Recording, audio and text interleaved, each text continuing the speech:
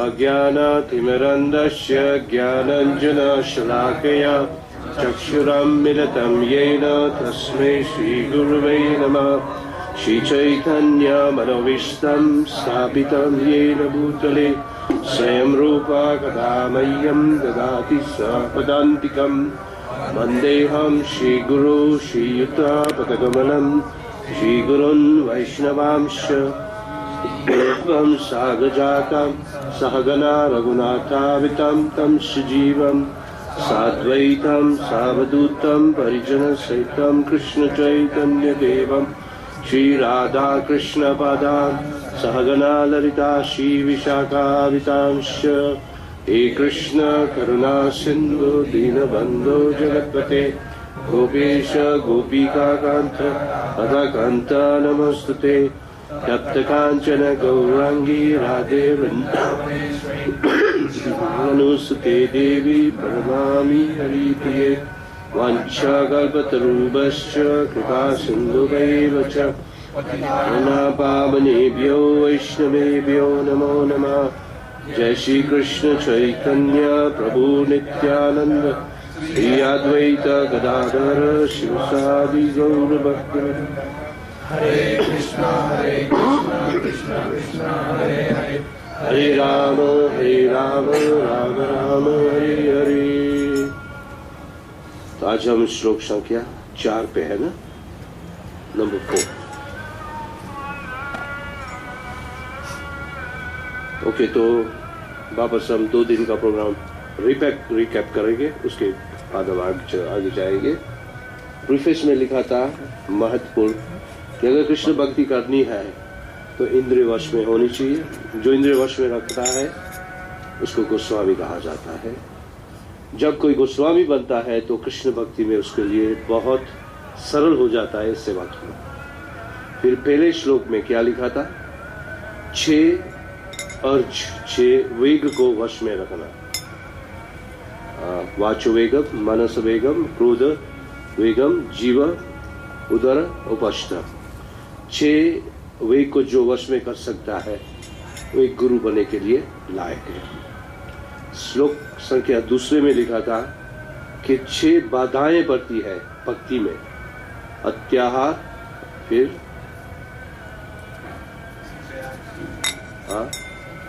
अत्याहार प्रयासश्च, फिर प्रजल्प नियम आग्रह, फिर तीसरी लाइन जन संग लोल्यम च सद्भिर भक्ति विनाशति। भक्ति का विनाश करना है तो 6 वस्तु करो। क्या बोलते हैं? अत्याहार, ज्यादा खाना, बहुत मेहनत करके ज्यादा कमाना, उसको अत्याहार। प्रयास इसका मतलब जो हमारा हो ही नहीं सकता उसके पीछे पागल बनना, उसके लिए मेहनत करो। फिर प्रजल्पा, अननेसेसरी टॉकिंग, जिसका कोई जरूरत नहीं है बोल बोल करना, वो अच्छा नहीं, प्रजल्पा। फिर नियम आग्रह, नियम का पालन करना भक्ति में बढ़ने के लिए नहीं मगर सिर्फ दिखाने के लिए, वो काम का नहीं है। फिर लोल्यम, बहुत लोभी बनना। इसी तरह भक्ति का नाश होता है। उसके बाद 6 वस्तु से भक्ति बढ़ती है। पहला गुण क्या है? उत्साह। उत्साह निश्चय धार्यत तत्त कर्म प्रवर्तनम। फिर जन संगत संग त्यागत सतुर्वृत्ति, सतुर्वृत्ति सद्भिर भक्ति प्रदाशति। 6 वस्तु से तुम्हारी भक्ति आगे बढ़ेगी और भक्ति में आप क्या बोलते हैं? प्रगति करोगे। तो आज का जो श्लोक है नंबर 4, इसमें 6 संबंध भक्त भक्त के बीच में बांधने चाहिए। तो ये 6 संबंध क्या है वो हम इस श्लोक में पढ़ेंगे। तो जिन लोग के पास बुक है वो हमारे साथ पीछे दोहराइए। एक एक्स्ट्रा बुक है, किसी को चाहिए तो? कौन सी है? हिंदी?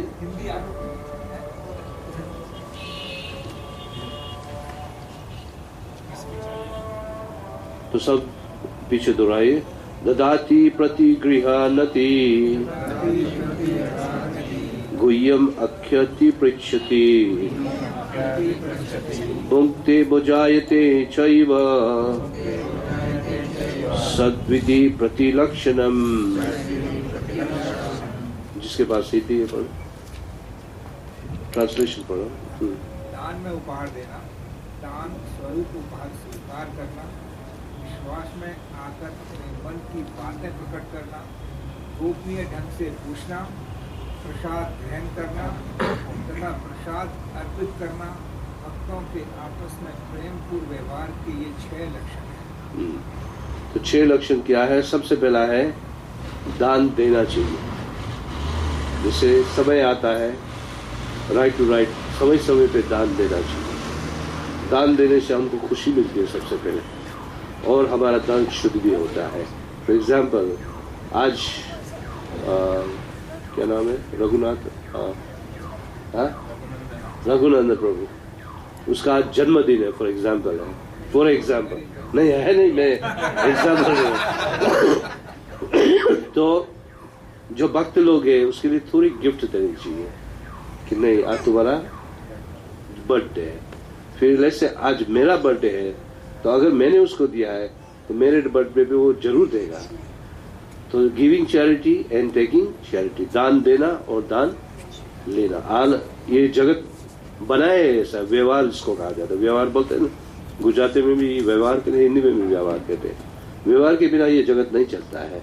तो भक्तों में सबसे उत्तम व्यवहार है कि दान स्वीकारना चाहिए और चैरिटेबल दान देना चाहिए। और दान भी ऐसा देना चाहिए कि जो उसको जरूरत है, ऐसा नहीं कि वो अप्रिशिएट ना कर, उसको जरूरत है ऐसा बात दान देना चाहिए। फिर तीसरा कहता है, ये 2 हुआ, तीसरा हुआ है अपना मन खोलना चाहिए। कॉन्फिडेंस मीन्स गुह्यति और पृच्छति। भक्ति में बहुत बढ़ते हैं तो हर किसी को नहीं कहना चाहिए कि मेरे को ये प्रॉब्लम, उसको जाके कहना चाहिएगा जो तुम्हारे को समझ सके। नहीं तो गलत लोग के पास चले जाएंगे तो हो करके पूरे गांव में कह देगा। हम सबको प्रॉब्लम होता है भक्ति में, इसमें कोई संदेह नहीं है। तो उस भक्त के पास जाना चाहिए और कहना चाहिए कि देखो मेरे को ये भक्ति में तकलीफ है। इसको कहा जाता है रिवीलिंग द माइंड। चौथा कहा जाता है गुह्यतम, पूछना भी चाहिए। गुह्यतम पृच्छति का मतलब है पूछना चाहिए। फॉर एग्जाम्पल, कल एकादशी है फॉर एग्जाम्पल, या कल जन्माष्टमी है, तो सब नियम नहीं पता है तो आप इंक्वायरी कर सकते हैं कि कल जन्माष्टमी है तो उसका क्या, कैसे की जाती है, मुझे क्या करना चाहिए और क्या नियम है, क्या लेना चाहिए, क्या देना चाहिए। तो जो तुम्हारे से जो आगे भक्त है वो तुम्हें समझा सकता है। इसको कहा जाता है इंक्वायरिंग, जिज्ञासा। या फिर आप कोई शास्त्र पढ़ते हो और शास्त्र में कुछ समझ नहीं आता है तो आप उसको जाके पूछ सकते हो, देखो ये लाइन मेरे को समझ आती नहीं है, तो फिर प्लीज प्रभु कि हमको समझाइए। इंक्वायरिंग कॉन्फिडेंशियली, ये हुआ चौथा। फिर प्रसाद स्वीकार करना। आज हम उसके घर प्रसाद खाने जाए, कल वो हमारे घर प्रसाद खाने जाए। इससे 6 वस्तु करने से क्या होता है रिजल्ट आपको पता है? फॉर एग्जाम्पल, इस जगत में आप ये 6 वस्तु करो।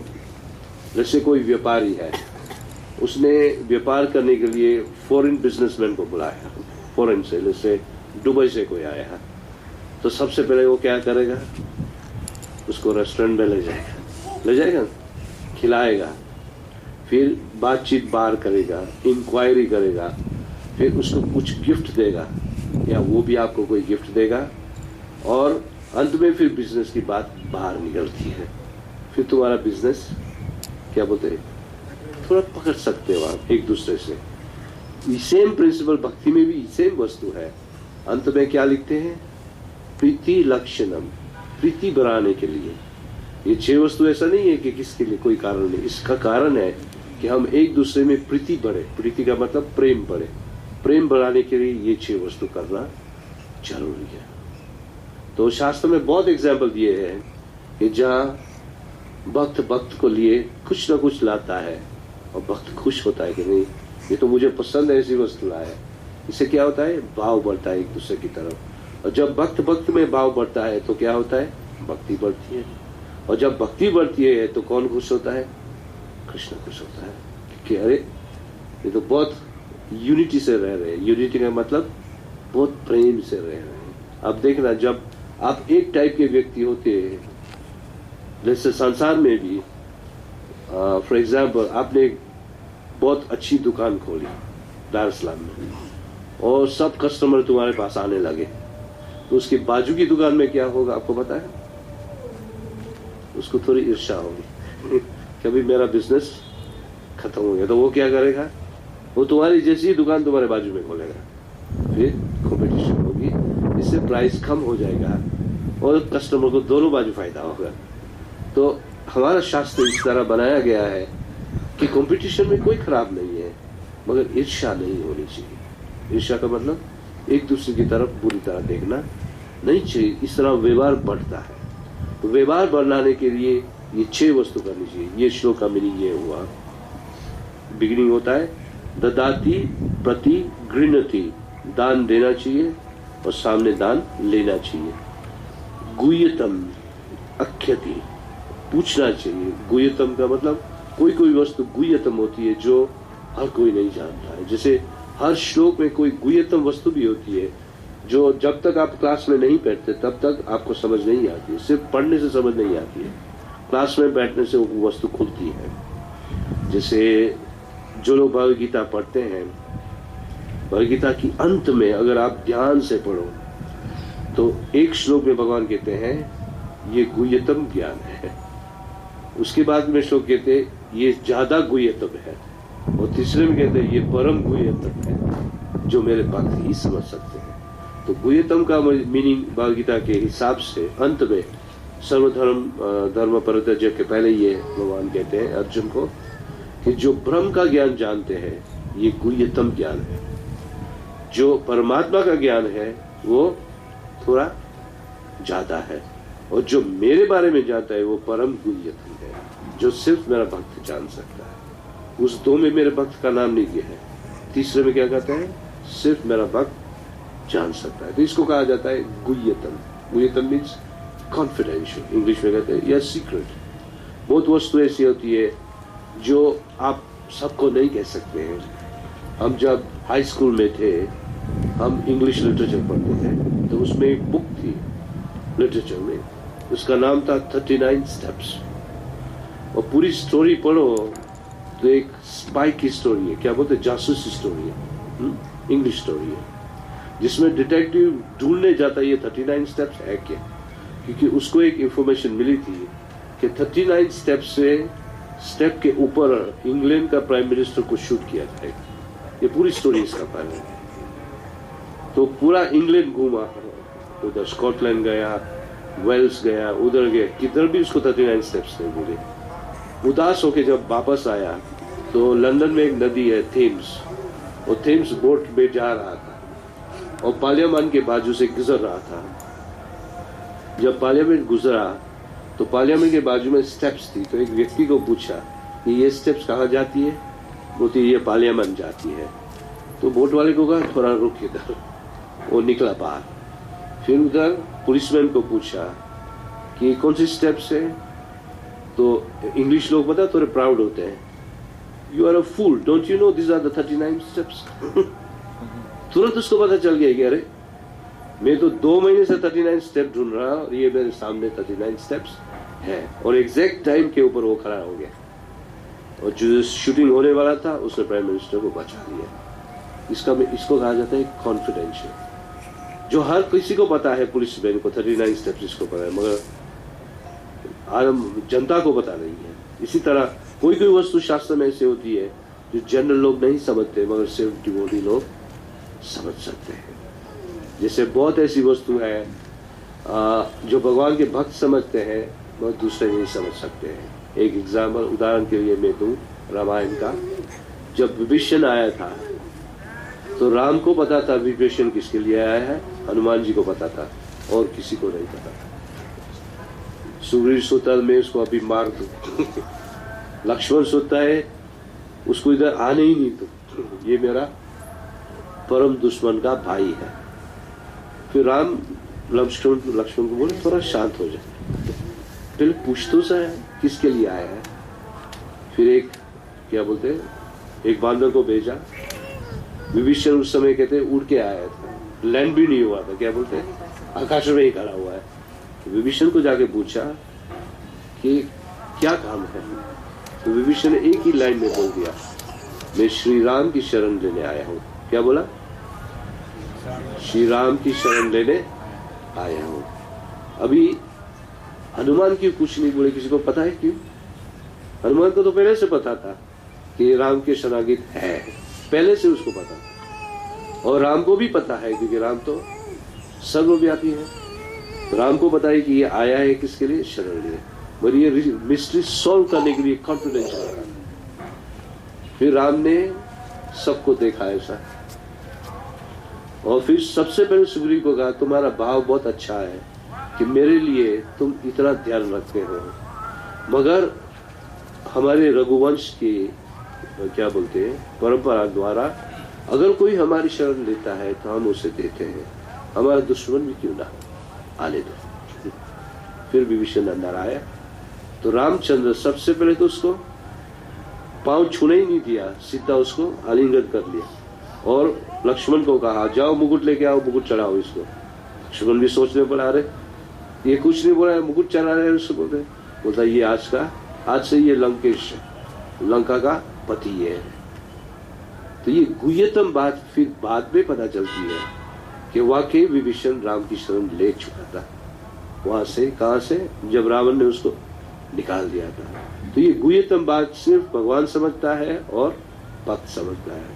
इसी तरह कोई कोई शास्त्र की बात डिवोटी और डिवोटी ही समझ सकते हैं, साधारण लोग नहीं समझ सकते। साधारण लोग तो उसके माइंड में कुछ अलग चलता रहता है, क्यों है वो ऐसा हुआ, क्यों ऐसा किया, क्यों ऐसा किया। तो शास्त्र में जैसे हजारों एग्जाम्पल दिए गए हैं।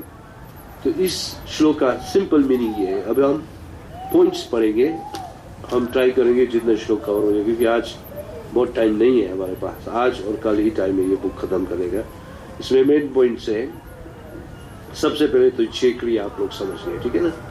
आगे कहते हैं ये 6 वस्तु करने से ऑर्डिनरी संसार भी इसी तरह चलता है, ये जगत भी इस तरह चलता है 6 वस्तु से। संग त्यागत का मतलब होता है साधारण लोगों का संग छोड़ के हमारे को संग भक्तों का करना चाहिए। असल में इसको वैराग्य कहा जाता है। जब हम ड्यूटी का संग करते इसको रियल वैराग्य कहा जाता है। आगे कहते हैं इस्कॉन श्री प्रभुपा जी ने इसलिए स्थापित किया है कि इस्कॉन में ये 6 वस्तु आप कर सकते हैं। जब मंदिर खुलता है, ये सेंटर खुलता है इस्कॉन में, तो ये 6 वस्तु आप देखोगे। आप दान दे सकते हो उधर, कभी कभी मंदिर भी तुम्हें गिफ्ट देती है या आप गिफ्ट देते हो। मंदिर में प्रसाद देते हैं या आप मंदिर में प्रसाद लेते हो। इसी तरह कॉन्फिडेंशियली भक्तों के साथ आप बात कर सकोगे, और ये 6 क्रियाएं मंदिर में हो सकती है। तो इस्कॉन का मीनिंग ये हुआ कि आप 6 वस्तु वहां कर सकते हैं। भगवद गीता के दूसरे अध्याय में 62 वर्ष में लिखा गया था, संगत संजायते कामा। जब सब इच्छाएं को छोड़ के श्री कृष्ण में वो इच्छाएं को जोड़ दे, अपने आप आपको भगवान उस तरह की कंपनी देंगे। जैसी तुम्हारी इच्छा है वैसे तुम्हारे को लोग अच्छे लगेंगे, मीन्स जैसे आप है वैसे ही तुम्हारे को भगवान डिवोटी देंगे और तुम्हारी भक्ति बढ़ती रहेगी। कृष्ण भक्ति तो नेचुरल है। नेचुरल को क्या बोलते हैं हिंदी में? प्राकृतिक है, अपने आप हृदय में है। क्या करने का है? सिर्फ खोलना है। इसे कहते हैं नित्य सिद्ध कृष्ण भक्ति सद्य कबूला है, श्रवण आदि शुद्ध चीते कर ये होता है। कृष्ण भक्ति तो है ही, क्या करने का है? उसको जागृत करना है। कैसे? श्रवण आदि, भगवान के बारे में सुनने से और कीर्तन करने से भक्ति जागृत होगी। तो जो हर रोज भगवान की कथा सुनता है, हर रोज कीर्तन करता है, उसकी भक्ति कभी कम नहीं होती, भक्ति बढ़ती रहती है। आप में से कितने लोग हैं जो हर रोज पढ़ते हैं विदाउट पेन? थोड़ा हाथ ऊंचा कीजिए। हर रोज पढ़ते हैं विदाउट पेन? बस 3 लोग नहीं, हर रोज पढ़ना चाहिए। जैसे ये बुक है छोटी छोटी, ऐसी छोटी छोटी बुक कम से कम 24-25 बुक है प्रभुपाद जी की। इसके अलावा ये बड़ी बुक तो बहुत है। एटलीस्ट एक परपोर्ट पढ़ना चाहिए, एक वर्स पढ़ना चाहिए। जैसे एक वर्स होता है और एक परपोर्ट होता है। ये पढ़ने से क्या होता है? तुम्हारी भक्ति बढ़ेगी। इंग्लिश में कहते हैं किंडल, किंडल बोलते हैं, जैसे मैच बुक्स हम करते हैं ऐसे क्या बोलते हैं, जब तक ऐसा नहीं करते तो फायर नहीं निकलती है, इतनी मेहनत करनी पड़ती है। इसी तरह मन हमेशा कुछ ना कुछ उदासी में या गिरा हुआ होता है। उस मन को जगाने के लिए जरूरी है आपको पढ़ना चाहिए।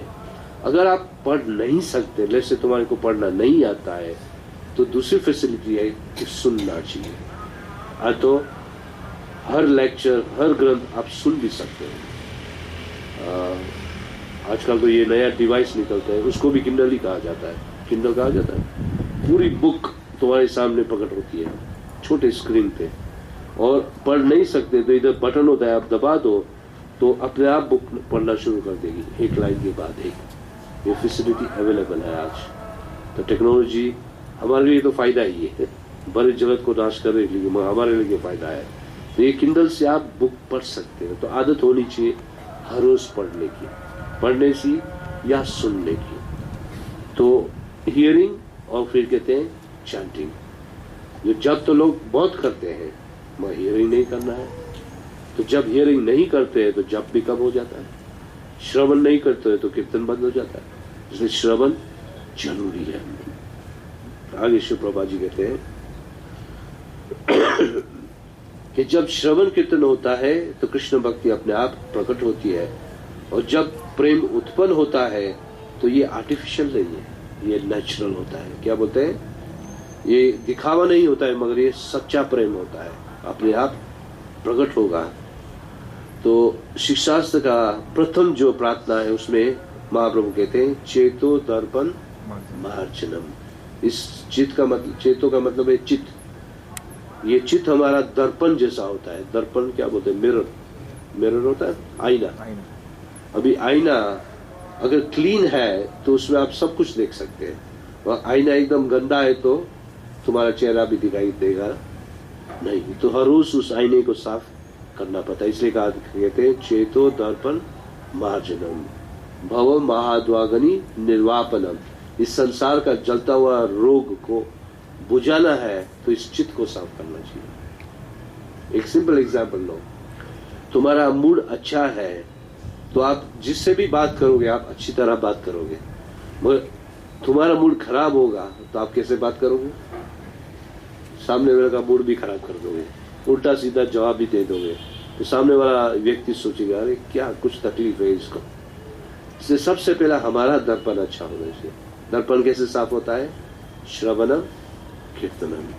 जिसे हम कीर्तन गाते हैं, जैसे ये प्रभु जी कीर्तन गा रहे थे अभी, क्या बोलते हैं तो तुम्हारा नाम भूल जाता हूँ, श्रीमन प्रभु कीर्तन गाते हैं। तो हमारी इस्कॉन की प्रभा जी जो कहते हैं जब हम कीर्तन गाते हैं एक व्यक्ति लीड करता है। लीड का मतलब एक व्यक्ति गाते हैं, उस समय दूसरे सब सुनते हैं। फिर दूसरे जब गाते हैं तो जो लीड करता है वो सुनता है, टर्न बाय टर्न। क्योंकि जब वो गाता है तो इन लोग का हृदय साफ होता है, फिर जब वो गाते हैं तो उनका हृदय साफ होता है, एक्सचेंज होता है। इस तरह हृदय क्लीन होता है। तो जब हृदय क्लीन होता है इसका मतलब होता है चेतो दर्पण मार्जनम। भगवान कृष्ण का नाम ही ऐसा है कि तुम्हारे हृदय को एकदम साफ कर देगा। और जब इस जन्म में आप लेते हो तो ये मत सोचो कि इस जन्म का मेल, पूर्व जन्म का भी मेल इस कीर्तन से, हरि कीर्तन से साफ हो जाता है। इसलिए आप देखना जब कोई डिवोटी चैंटिंग शुरू करता है तो उसकी जीवन में तकलीफ बहुत आती है। सच है कि झूठ है? होती है, उससे भी ज्यादा आती है। क्यों? क्योंकि जितने भी जन्म है एक साथ में भगवान तुम्हारे को सजा इस जगत में क्लियर कर देंगे। या एक क्या बोलते हैं, प्रैक्टिकल एग्जाम्पल मैं आपको दूंगा। आप घर बंद करके आप हॉलीडे पे चले जाओ, 1 महीने तक घर कंप्लीटली बंद हो गया। फिर जब आप रिटर्न करोगे, घर खोलोगे तो क्या मिलेगा आपको? डस्ट, ठीक है ना। और डस्ट आपको जब उसको क्या बोलते हैं, डस्ट करोगे, एक बार करोगे तो नहीं होगा। एक बार करने से साफ करके 1 मिनट के बाद वापस डस्ट जम जाता है, आपको दोबारा करना पड़ेगा, तीसरी बार, चौथी बार। तो जब पहली बार डस्ट करते हैं तो सिर्फ टेबल पे डस्ट निकल जाता है, वो डस्ट उठता है ऊपर, फिर आप इधर उधर देखते हो डस्ट वापस टेबल पे ही गिरता है। इसी तरह इस माइंड में या इस आईने पे इतना डस्ट भरा हुआ है कितने जन्म का, जो एक ही जन्म में इस जन्म में निकालने का है, तो इजी नहीं है। इसलिए जब हम शुरू करते हैं तो तकलीफ के ऊपर तकलीफ आती है, और तकलीफ किस लिए आती है कि तुम्हें सीधा करने के लिए। ये बुरा मत माना, ये शब्द हम यूज करते हैं सीधा करने के लिए, क्योंकि हम हमेशा टेढ़े होते हैं और हम सीधे हो जाते हैं, और बहुत तकलीफ के बाद हम मोल्ड हो जाते हैं। मोल्ड समझे ना, मोल्डिंग को क्या बोलते हैं, कर जाते हैं। वो क्या होता है, कुम्हार होता है, कुम्हार जानते हो ना, जो मटकी बनाता है, वो कैसे बनाता है, वो मिट्टी लेता है ऐसा, फिर उसका व्हील घुमाता है ऐसा, फिर उसकी उंगली रखता है ऐसे, फिर जो शेप चाहिए उसमें हो सकता है, फिर अंदर से भी करता है, वो कड़ा तैयार कर देते हैं। इसको मोल्डिंग कहा जाता है। तो भगवान को भी, भगवान हमको उस व्हील में बिठाते हैं, हमारे को घरते हैं, और ऐसे करते हैं कि हम एकदम शुद्ध हो जाए। इसलिए बहुत समय लगता है, बहुत साल लगते हैं। जब आप 16 माला बहुत साल तक जपोगे, फिर तुम्हारा हृदय एकदम स्वच्छ हो जाएगा, क्लीन, फिर उसमें डस्ट नहीं आएगा। क्योंकि जब घर ही साफ हो गया, विंडो ही क्लीन हो गई, विंडो से कचरा आना जल्द से आता है, वो विंडो आप बंद कर देते हो तो अंदर कचरा आ ही नहीं सकता है, फिर एकदम स्वच्छ हृदय हो जाता है। तो भगवान कृष्ण की भक्ति एकदम तेजस्वी होती है, उसमें फिर उत्साह बहुत होता है। इसके पहले का श्लोक था ना, उत्साह निश्चय धार्य, फिर उत्साह बढ़ता है। तो जब तक हृदय साफ नहीं होते तो उत्साह नहीं रहेगा। 1-2 दिन करोगे या 4 दिन करोगे, 5वें दिन वही के वही ठंडे हो जाओगे। इसलिए उत्साह होना चाहिए भक्ति में, जिससे ये चित्त दर्पण एकदम मर्जन हो जाएगा। एक बार श्री चैतन्य महाप्रभु ने हरिदास को कहा, हरिदास ठाकुर को पूछा कि तुम्हारा ये जो कीर्तन का आंदोलन से तो सबको फायदा है। तो महाप्रभु ने हरिदास को पूछा कि मगर जो पशु है उसको कैसे फायदा होगा। बोलते इसमें कौन सी बड़ी बात है, जब हम जोर से जप करते हैं तो पशु लोग को भी फायदा होता है। तो उदाहरण जरीखंड जंगल था जहां से महाप्रभु गुजर रहे थे।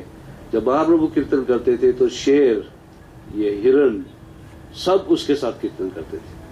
जो हम करेंगे तो वो नहीं करेंगे, वो तो साक्षात कृष्ण है। तो अपना स्वभाव भूल के हर कोई कीर्तन करके आगे का 2 पांव ऊंचा करके पशु भी कीर्तन करते थे। फिर हरिदास की बात स्वीकार की कि नहीं, जो आप जो कहते हैं ठीक है। इसलिए जब आप जप करते हैं तो थोड़ा लाउड करना चाहिए, सिर्फ मुंह के अंदर नहीं बोलना चाहिए। एटलीस्ट विस्पर जानते हो ना, हरे कृष्ण कृष्ण कृष्ण हरे हरे, हरे राम राम राम हरे। खुद बोलो और खुद सुनो, जिससे हमारा चित्त एकदम क्लियर होगा।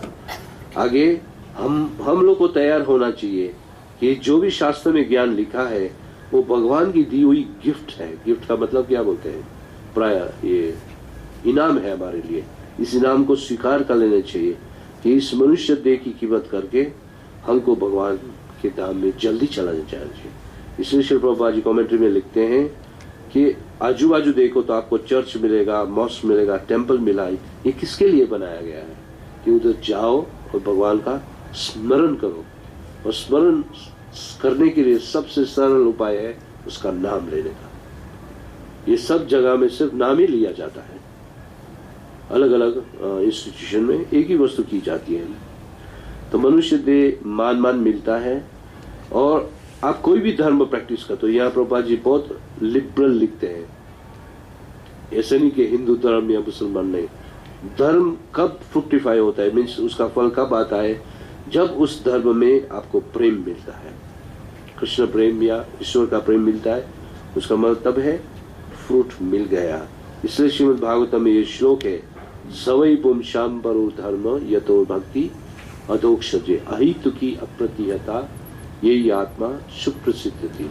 कि तुम्हारा आत्मा अंदर से संतुष्ट होगा जब आप भगवान का नाम लें। और भक्ति सिद्धांत महाराज जी भी कहते हैं कि ये भक्ति की बातें जो है वैष्णव को ही कहनी चाहिए, मायावादी लोग के पास नहीं जाना चाहिए। मायावादी के लोग के पास आप शेयर करोगे तो आप खतरे में जा रहे हो। खतरे का मतलब डेंजरस, क्योंकि वो लोग कृष्ण में नहीं मानते, तो उन लोग से दूर रहना चाहिए। तो यह कॉन्फिडेंस लिखा गया है, ये हमारे को वार्निंग दी गई है। और जब चैरिटी की बात आती है तो चैरिटी और खाना भी मायावादी लोगों से नहीं लेना चाहिए। स्ट्रिक्ट इंजंक्शन है इसमें।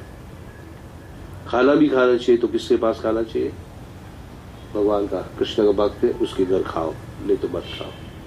तो कोई बोलेगी क्यों? खाना तो खाना ही होता है।